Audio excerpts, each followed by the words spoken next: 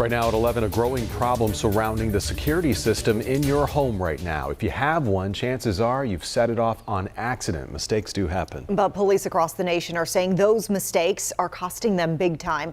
Statistics show 96% of triggered home alarms are false alarms.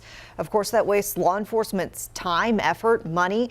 Tonight, Gastonia's police chief is asking city leaders to pass an ordinance to curb those false calls. As WCNC Charlotte's Julia Kaufman explains, not everyone is on board with this proposal. Gastonia Police Chief Trent Conard says false alarm calls are wasting police resources when they're already stretched thin. So he's pushing for security companies to verify threats before calling police.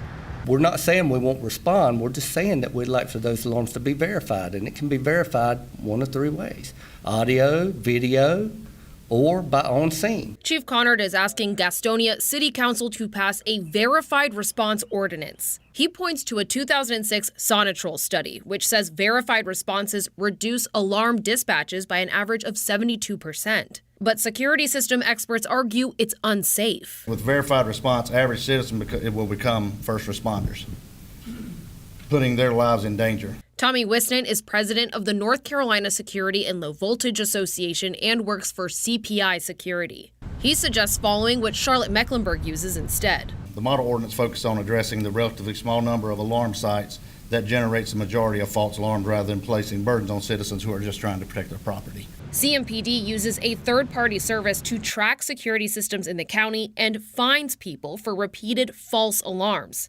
generating revenue for the department. This approach is endorsed by the National Sheriff's Association and International Association of Chiefs of Police. According to the Security Industry Alarm Coalition, it reduces alarm dispatches by 60%. Conard doesn't agree with the model ordinance because it would cost the city to implement. We're going to have staff to monitor this, to bill, to keep up with who owes money, to cancel their alarms, cancel our responses. There's still an extra burden that would be placed on us. The coalition says 2,000 law enforcement agencies use the model ordinance and about 13 use the verified response ordinance. Gastonia City Council says it's proceeding with caution, researching the issue more with the Public Safety Committee before making any decisions. In Gastonia, Julia Kaufman, WCNC Charlotte.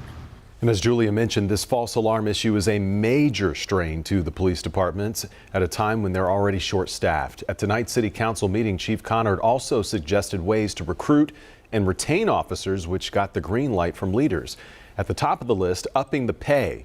Council leaders went ahead and approved a 5% raise for certain officers, also doubling the lateral transfer bonus for outside officers who join Gastonia PD and increasing pay for bilingual staff members. Next, adding corporals and lieutenants to the department's ranks.